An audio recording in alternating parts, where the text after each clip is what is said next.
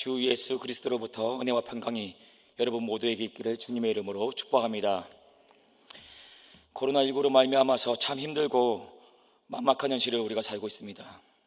설상가상으로 교회는 세상으로부터 거센 비방과 도전을 받고 있습니다. 힘들고 막막한 현실 앞에서, 또 교회를 향한 세상의 거센 비방과 도전 앞에서 우리가 서로를 향해 더욱 힘써야 될 것이 무엇일까요? 바로 서로를 향한 뜨거운 사랑으로 서로 사랑하는 것입니다. 서로를 향한 뜨거운 사랑으로 사랑하며 하나 되기를 더욱 힘쓰는 것입니다.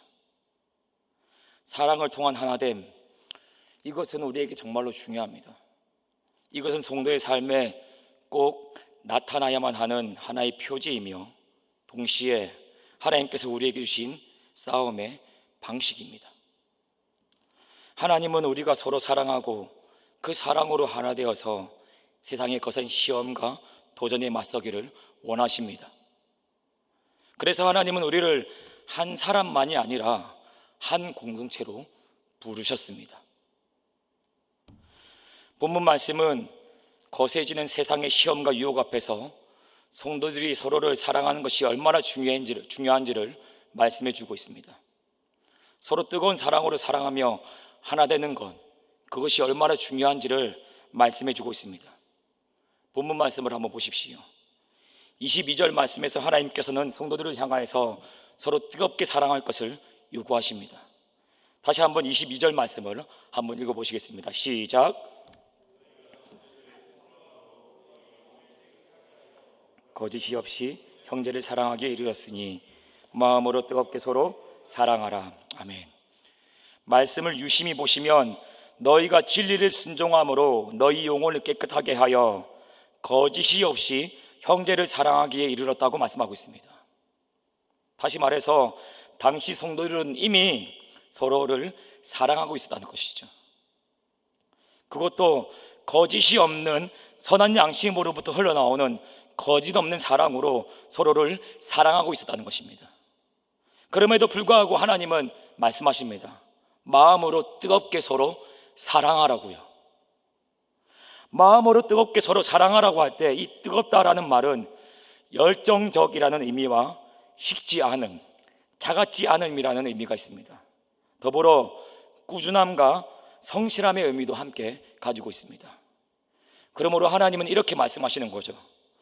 너희가 진리를 순종함으로 너희 영혼이 깨끗하여졌다. 그리고 그 깨끗해진 영혼에서 거짓이 없는 사랑이 흘러나오게 되었고, 그 거짓 없는 사랑으로 서로를 사랑하게 되었다.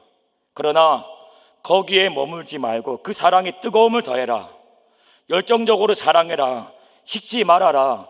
꾸준히 사랑해라. 여러분, 하나님께서 당시 성도들을 향하여서 서로 뜨겁게 사랑하라고 말씀하시는 이유가 무엇일까요? 좀 전에 살펴보았듯이 이미 그들은 거짓 없는 사랑으로 서로를 사랑하고 있습니다. 그럼에도 불구하고 그 거짓 없는 사랑에 하나님께서 뜨거움을 더하라고 말씀하십니다. 열정을 더하고 식지 않음을 더하고 꾸준함과 성실함을 더하라고 말씀하시고 계십니다. 하나님께서 이렇게 말씀하시는 이유가 무엇일까요? 당시 성도들의 형편 속에서 그 답을 찾을 수 있습니다. 당시 성도들이 어떤 형편 가운데 있었습니까? 단순히 예수님을 믿는다는 이유 때문에 세상으로부터 핍박을 받았습니다. 이런 성도들의 형편을 잘 반영하는 단어가 바로 1장 1절의 나그네라는 단어죠. 1장 1절과 2절 말씀을 보시면 하나님께서 성도들을 향하여서 나그네라고 부르십니다. 우리 1장 1절과 2절 말씀 같이 한번 읽어봅니다. 시작. 예수 그리스도의 사도 베드로는 본도, 갈라디아, 갑바도기아, 아시아와 비두니아에 흩어진 나그네, 곧 하나님 아버지의 미리 아심을 따라 성령이 거룩하게 하심으로 순종함과 예수 그리스도의 핏부림을 얻기 위하여 택하심을 받은 자들에게 편지하노니 은혜와 평강이 너에게 더욱 많을지어다. 아멘. 누누이 말씀드렸듯이 여기서 말씀하고 있는 이 나그네는 잠시 다른 나라에 체류하는 외국인을 말합니다. 당시 외국인들은 단순히 외국인이라는 이유만으로 어려움을 당했다고 말씀드렸습니다. 단순히 언어와 문화와 가치관, 단순히 다른 언어와 문화와 가치관을 가지고 산다는 그 이유만으로 원주민들로부터 온갖 비방과 모욕, 그리고 차별과 핍박의 대상이 되었다고 말씀드렸습니다. 그런데 하나님께서는 이런 외국인들을 지칭하는 단어인 나그네라는 이 단어를 바로 성도들을 향해서 사용하고 계시는 겁니다. 성도들이 정말로 외국인이기 때문에 나그네로 부르시는 게 아닙니다. 당시 성도들의 처지를 말씀하시는 겁니다. 너희가 세상에서 세상 사람이 아니라 하나님 나라 백성으로 살기 때문에 외국인과 같은 취급을 받는다고 말씀하시는 겁니다. 너희가 그리스도인으로서 세상과 다른 모습과 방식과 문화와 질서와 가치관을 따라 살기 때문에 외국인과 같은 취급을 받는다. 너희가 세상으로부터 가진 비방과 모욕, 차별과 핍박을 받는다고 말씀하시는 겁니다. 1장 6절 말씀을 보십시오. 당시 성도들이 여러 가지 시험 가운데 있었다고 말씀하고 있습니다. 우리 1장 6절 말씀 같이 한번 읽어보겠습니다. 시작. 그러므로 너희가 이제 여러 가지 시험으로 말미암아 잠깐 근심하게 되지 않을 수 없으나 오히려 크게 기뻐하는 도다. 아멘. 그리고 2장 12절 말씀을 한번 보십시오. 당시 성도들이 정당한 이유 없이 세상으로부터, 믿지 않는 사람들로부터 비방을 당한다고 말씀하고 있습니다. 2장 12절 말씀 같이 한번 읽어봅니다. 시작. 너희가 이방인 중에서 행실을 선하게 가져 너희를 악행한다고 비방하는 자들로 하여금 너희 선한 일을 보고 오시는 날에 하나님께 영광을 돌리게 하려 함이라. 아멘. 불신 세상이 성도들을 향하여서 악을 행한다고 비방한다고 말씀합니다. 여기 이 비방한다는 말은 정당한 이유 없이 무조건 반대하여 모욕하고 정죄하고 참소하는 것을 말합니다. 그러니까 실제로 성도들이 악한 일을 해서 비방을 당하는 게 아니라 정당한 이유 없이 그렇게 비방을 당한다는 말씀입니다. 여러분, 당시 성도들의 형편이 바로 이랬습니다. 단순히 예수님을 믿는다는 이유 때문에 세상에서 여러 가지 시험을 당했습니다. 단순히 예수님을 믿는다는 이유 때문에 가진 비방과 모욕을 당하였습니다. 이런 형편 가운데 있는 성도들을 향해서 하나님께서 말씀하십니다. 서로 뜨겁게 사랑하라고요. 너희가 이미 진리의 말씀에 순종하고 있고 그렇게 해서 깨끗한 양심을 소유하게 되었고 그 깨끗한 양심을 통하여서 거짓이 없이 형제를 사랑하기에 이르렀다. 그러나 거기에 머물지 말고 그 사랑에 뜨거움을 다해야 된다. 꾸준함을 다해야 된다. 무슨 의미일까요? 여러 가지 시험 앞에서, 세상의 비방과 그 핍박 앞에서 서로를 향한 그 뜨거운 사랑이 정말로 중요하다고 말씀하시는 것이죠. 서로를 향한 뜨거운 사랑이 정말로 필요하다는 것이죠.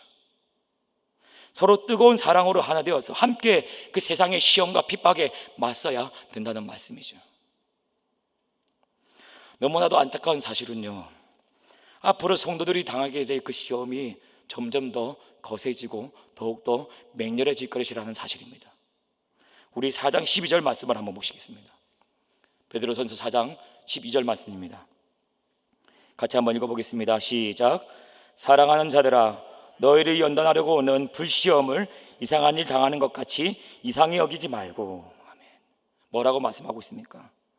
너희를 연단하려고 오는 불시험을 이상한 일 당하는 것 같이 이상히 여기지 말라고 말씀하시면서 앞으로 오게 될 불시험을 예고하고 있습니다. 불시험이라는 말은 시험의 성격과 함께 시험의 강도, 시험의 세기를 말하죠. 성도들이 앞으로 당하게 될 그 시험이 불처럼 성도들의 신앙을 더욱더 연단하고 정결하게 한다는 의미와 더불어서 불처럼 강하고 맹렬할 것이라고 말씀해 주고 있는 것입니다. 여러분, 당시 성도들은 여러 가지 다양한 시험을 당하고 있습니다. 그리고 그 시험은 앞으로 더욱더 거세지고 맹렬해질 것입니다. 어떻게 해야 될까요? 시험의 강도가 세질수록, 그리고 시험이 맹렬해지면 맹렬해질수록 사랑 역시 불처럼 뜨거워야 되겠죠. 그래서 하나님 말씀하시는 겁니다. 비록 당시 성도들이 서로 거짓이 없이 사랑하고 있지만 거기에 더해서 서로 뜨겁게 사랑하라고 말씀하고 계시는 겁니다. 뜨겁게 사랑하고 열정적으로 사랑하고 식지 않고 꾸준히 성실하게 사랑하라고요. 여러분, 서두에서도 말씀드렸듯이 사랑을 통한 이 하나됨, 사랑을 통해서 성도들이 꽁꽁 하나로 뭉쳐지는 것, 이것은 우리가 세상과 싸우기 위해서 하나님께서 우리에게 주신 싸움의 방식입니다. 빌립보서 1장 27에서 28절 말씀을 보시면 이런 사실을 우리가 분명히 확인할 수 있습니다. 빌립보서 1장 27에서 28절까지 말씀 같이 한번 읽어보겠습니다. 시작.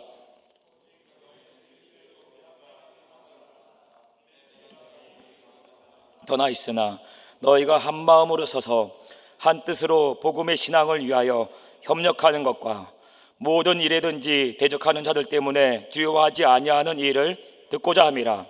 이것이 그들에게는 멸망의 증거요 너희에게는 구원의 증거니 이는 하나님께로부터 난 것이라. 아멘. 오직 너희는 그리스도의 복음에 합당하게 생활하라 라고 말씀하십니다. 그러고 나서 복음에 합당하게 생활하는 것이 무엇인지 말씀하죠. 무엇입니까? 한 마음으로 서서 한 뜻으로 복음의 신앙을 위하여 협력하는 것과 모든 일에든지 대적하는 자들 때문에 두려워하지 아니하는 이 일이라고 말씀하십니다. 여기서 한 마음으로 서서라고 할 때 서다라는 이 단어는 어깨와 어깨를 나란히 맞대고 늘어서 있는 군대가 방패를 들고 굳건히 서서 다가오는 적들을 맞는 장면을 묘사할 때 쓰는 단어입니다. 다시 말해 군인들이 대오를 지어서 굳건히 서서 적을 맞는 모습을 묘사할 때 쓰는 단어입니다. 그리고 복음의 신앙을 위하여서 협력하는 것이라고 할 때 이 협력한다라는 말은 함께 경계한다, 하나의 팀으로 싸운다라는 뜻입니다. 혼자가 아니라 하나의 팀을 이루며 싸운다라는 의미를 가지고 있습니다. 그리고 대적하는 자들 때문에 두려워하지 아니하는 이 일이라고 할 때 이 두려워하다라는 말은 달리는 말이 장애물이나 혹은 적군을 만나서 두려워하여 움찔하는 것을 묘사할 때 쓰는 단어입니다. 정리하면은 한 마음으로 똘똘 뭉쳐서 핍박하는 대적들이 다가와도 겁을 먹고 움찔하며 물러설 것이 아니라 어깨를 나란히 맞대고 굳건히 서서 맞아야 되며 온전히 하나의 팀을 이루어서 대적들과 싸워야 된다는 말씀입니다. 이것이야말로 복음에 합당한 생활이라는 말씀입니다. 무엇을 알 수 있습니까? 이 하나됨이라는 것이 우리가 세상과 싸우는 방식이라는 것을 알 수 있죠. 하나됨이라는 것이 우리를 시험하고 비방하는 세상과 싸우기 위해서 하나님께서 우리에게 주신 싸움의 방식이라는 것을 알 수 있죠. 이어서 빌립보서 말씀은 이 하나됨을 위해서 그리스도 예수의 마음을 품으라고 말씀합니다. 그리스도 예수의 겸손과 그리스도 예수의 그 사랑을 본받으라고 말씀합니다. 본문 역시 마찬가지입니다. 하나님은 서로 뜨겁게 사랑하라는 이 말씀을 통해서 우리가 서로 하나 되기를 기대하고 계시는 것입니다. 서로 뜨거운 사랑으로 하나 되어서 시험하는 세상과 당당히 맞서기를 기대하고 계시는 것입니다. 여러분, 성도의 하나됨은 세상과 싸우기 위해서 하나님께서 우리에게 주신 싸움의 방식입니다. 이 하나됨을 위해서 사랑은 필수적입니다. 세상의 도전이 거세지면 거세질수록, 시험이 더 교묘해지고 다양해질수록 이 사랑은 더욱더 뜨거워져야 되고 더욱더 꾸준해져야 될 것입니다. 금방 식어서는 안 될 것입니다. 사실 너무나 당연한 말이죠. 적 앞에서 아군끼리 서로 미워하고 다투면 어떻게 되겠습니까? 싸움의 결과는 안 봐도 뻔합니다.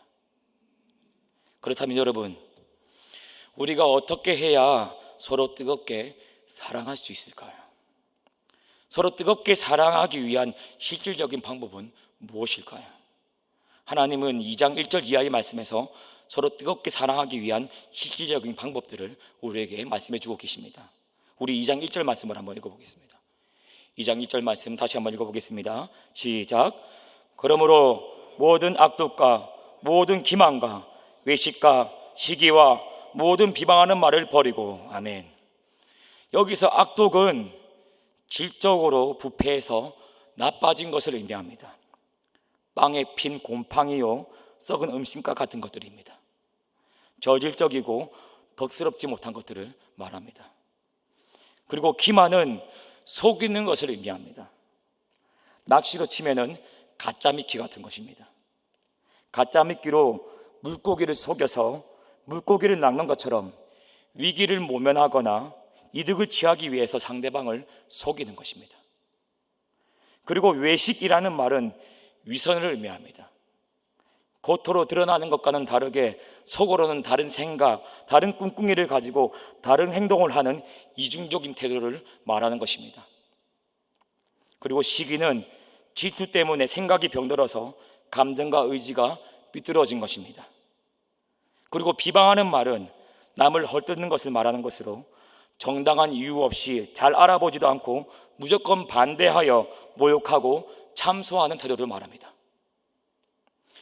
여기서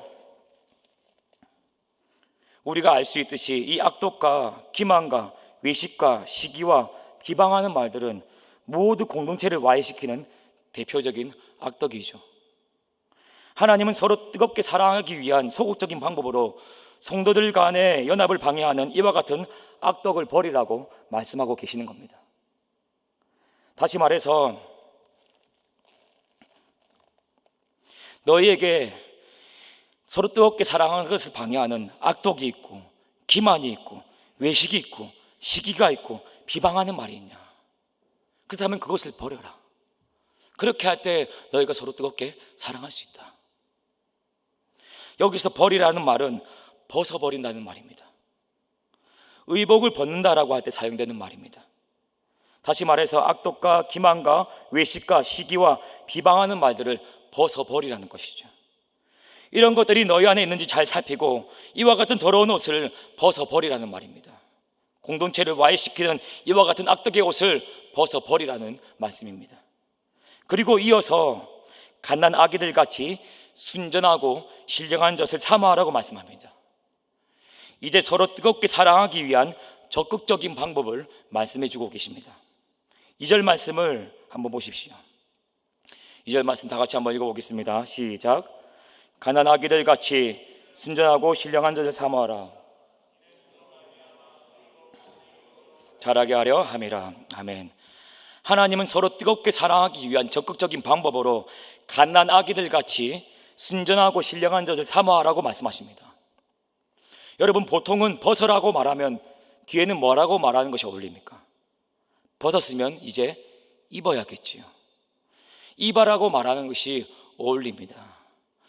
예를 들어서 악독과 기만과 외식과 시기와 비방하는 말을 벗어버리고 라고 말했으면 그 다음에는 모든 선함과 모든 정직과 모든 지실과 배려 그리고 세워주는 말로 옷을 입으라라고 말해야 되겠습니다. 실제로 에베소서 4장 22에서 24절까지의 말씀을 보시면 이렇게 말씀합니다. 너희는 유혹의 욕심을 따라 썩어져가는 구습을 따르는 옛사람을 벗어버리고 오직 너희의 심령이 새롭게 되어 하나님을 따라 의와 진리의 거룩함으로 지으심을 받은 새 사람을 입으라.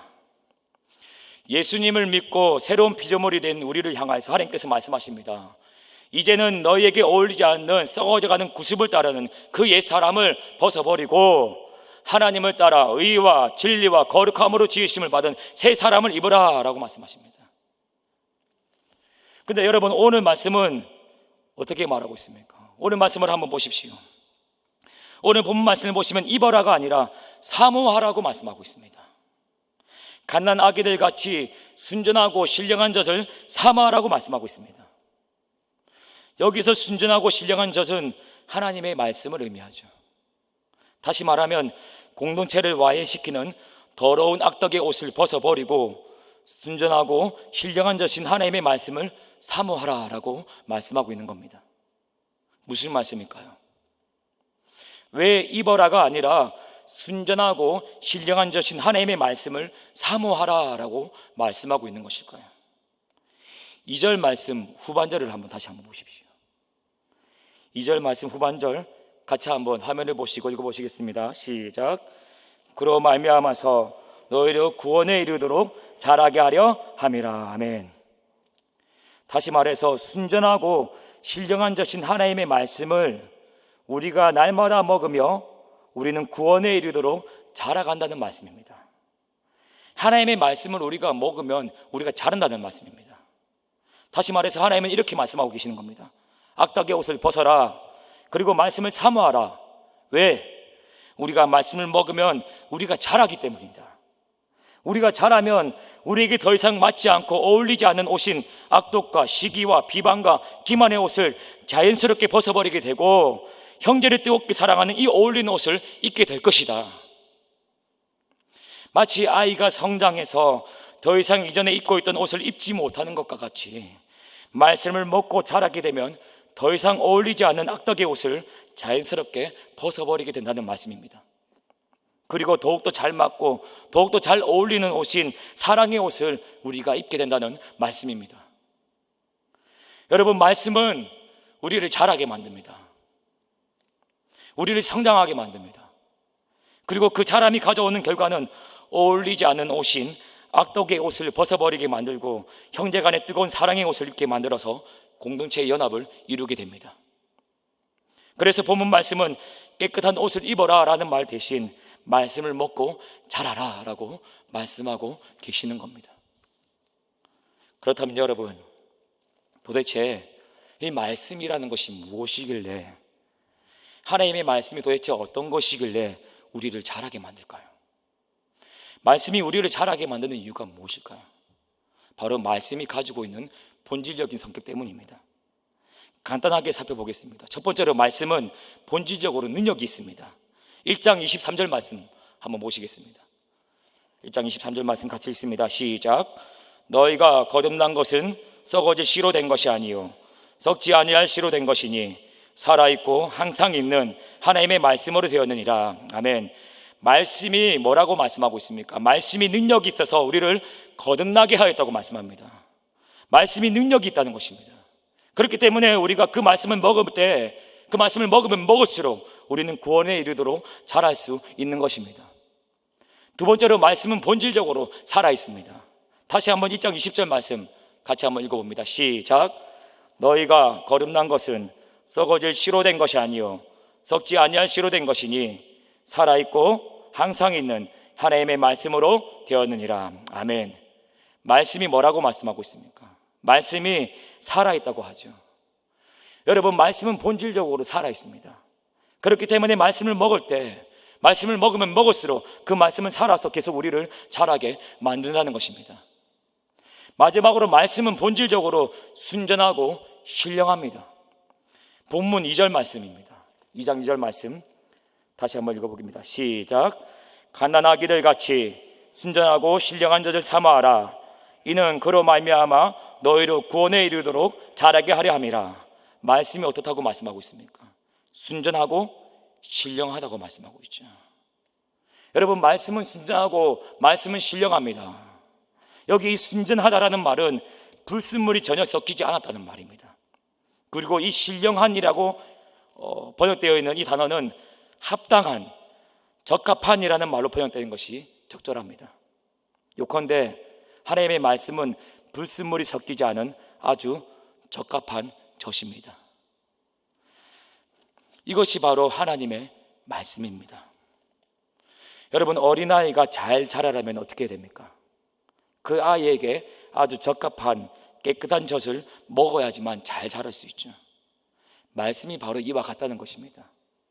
말씀은 순전한 것이고 말씀은 참으로 적합한 것이기 때문에 우리를 자라게 만드는 것입니다.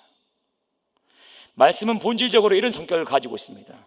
그것은 능력이 있고 살아있으며 우리에게 너무나도 적합하고 깨끗한 음식이기 때문에 이 말씀을 먹으면 먹을수록 우리는 계속해서 자라게 되는 것입니다. 성숙하게 되는 것입니다. 성장하게 되는 것입니다. 한 걸음 더 나아가서 이렇게 말씀을 먹으면 우리가 자란다고 말씀하는데, 말씀을 먹고 자라면 자랄수록 우리가 서로 뜨겁게 사랑하게 되는 이유는 무엇 때문일까요? 말씀을 먹으면 먹을수록 우리가 사랑하게 되는 이유는 또 무엇 때문일까요? 그 이유는 바로 말씀이 담고 있는 말씀의 내용 때문입니다. 우리 3절 말씀을 같이 한번 보겠습니다. 2장 3절 말씀입니다. 같이 한번 읽어보겠습니다. 시작.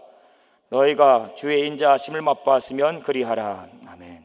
무슨 말씀이냐면 말씀을 사모하고 말씀 속에서 주의 인자하심을 맛보며 구원에 이르도록 자라가라라는 말씀입니다. 말씀이 무슨 내용을 담고 있는지 알 수 있죠. 말씀이 담고 있는 내용이 무엇입니까? 바로 하나님의 인자하심입니다. 성경에서 하나님의 인자하심에 대해서 말할 때는 하나님의 택하신 백성을 향한 언약적인 사랑을 말하죠. 택하신 백성을 향한 언약적인 사랑, 변치 않는 사랑, 신실한 사랑을 말할 때 하나님의 인자하심이라고 표현합니다. 하나님은 바로 이 하나님의 인자하심, 하나님의 택하신 백성을 향한 이 변함없는 사랑이 말씀 속에 담겨져 있다고 말씀하시는 겁니다. 하나님의 우리를 향한 지극히 크신 사랑, 변함없는 사랑, 그 뜨거운 사랑이 말씀 속에 담겨져 있다고 말씀하시는 겁니다. 그래서 우리가 이 말씀을 가까이 하면 가까이 할수록, 우리가 이 말씀을 먹으면 먹을수록, 그리고 이 말씀을 먹고 자라면 자랄수록 하나님의 인자하심을 맛보며 하나님의 그 놀라운 사랑이 우리 안에서 부어지게 되고 일어나게 되는 것입니다. 그리고 그것이 우리 안에 있는 이 공동체를 와해하는 그 악덕의 옷을 벗어버리게 만들고 사랑의 옷을 입고 서로 사랑하게 만드는 것입니다. 뜨겁게요, 식지 않고 꾸준하게요. 여러분, 우리가 우리를 대적하는 세상과 맞서서 당당하게 싸워 승리할 수 있는 비결이 무엇일까요? 서로를 향한 사랑으로, 서로를 향한 거짓 없는 사랑과 뜨거운 사랑으로 서로 하나가 되는 것입니다. 하나님께서 왜 우리를 한 공동체로 만들어 주셨을까요? 서로 사랑으로 하나 되어서 세상의 시험과 유혹 앞에, 세상의 그 거센 도전 앞에 당당하게 맞서라고 우리를 한 공동체로 만들어 주신 것입니다. 그렇다면 우리가 하나 될 수 있는 방법은 무엇일까요? 거짓이 없이 서로 사랑하고 뜨겁게 서로 사랑하는 것은 어떻게 하면 우리가 이룰 수 있을까요? 모든 악덕을 벗어버리고 날마다 말씀을 가까이 하는 것입니다. 왜요? 말씀은 능력이기 때문이죠. 말씀은 살아있기 때문이죠. 말씀은 깨끗하고 우리에게 적합한 음식이기 때문이죠.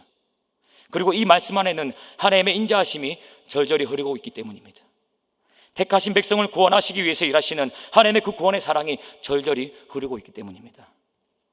저는 우리 모든 나그네 성도님들이 주님의 인자하심을 말씀을 통해서 날마다 맛보아 하실 수 있기를 간절히 바라고 축복합니다. 우리 주님께서 인자하시며 자비가 풍성하시며 긍휼이 풍성하시고 선하신 분이라는 사실을 날마다 말씀을 통해서 맛보아 하실 수 있기를 간절히 바라고 축복합니다. 마치 맛있는 음식을 맛볼 때 맛있게 느끼고 배부르게 느끼는 것처럼 그렇게 하나님의 말씀을 알아가고 맛보아 하실 수 있기를 간절히 바라고 축복합니다. 그러면 그 말씀이 우리로 하여금 자라게 만들 것입니다. 우리를 사랑의 공동체로 세워줄 것입니다. 그리고 우리 안에 있는 서로를 향한 그 끈끈한 사랑이 우리를 하나 되게 만들고 우리로 하여금 지금의 이 힘든 현실을 견디게 만들어줄 것입니다. 우리가 있어야 될 그 믿음의 길, 그 의로운 길에서 낙심하지 않고 계속해서 서서 그 길을 걸어갈 수 있도록 서로 위로하고 격려하는 공동체로 세워줄 것입니다. 세상의 거센 도전 앞에서도 인내하며 견디며 함께 이기게 만들어줄 것입니다. 말씀 속에 담겨져 있는 그 하나님의 인자하심을 말씀 속에서 맛보실 수 있기를 간절히 바라고 소망합니다. 무엇보다도 십자가에 못 박혀 죽으신 예수님, 그 예수님을 깊이 묵상하십시오. 깊이를 알 수 없는 무한하신 하나님의 인자하심을 십자가에 못 박히신 예수님을 통해서 확인하십시오. 그리고 그 사랑으로 충만해져서 서로 뜨겁게 사랑하는 일이 우리 낙원 제일교회 안에 충만하게 넘치기를 간절히 바라고 축복합니다. 기도하겠습니다. 하나님, 우리가 서로 사랑하기를 원합니다. 우리가 거짓이 없이 서로 사랑하기를 원합니다. 우리가 서로 뜨겁게 사랑하기를 원합니다.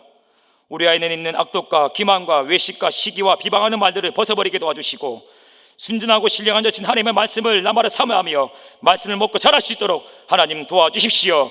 말씀을 먹고 자라서 하나님의 그 인자하심을 나마다 알고 알아서 하나님의 그 사랑이 우리 마음 한가운데 부어지게 하시고 그 사랑으로 서로 뜨겁게 사랑할 수 있도록 하나님 도와주십시오. 감사하고 예수님의 이름으로 축복하며 기도합니다. 아멘.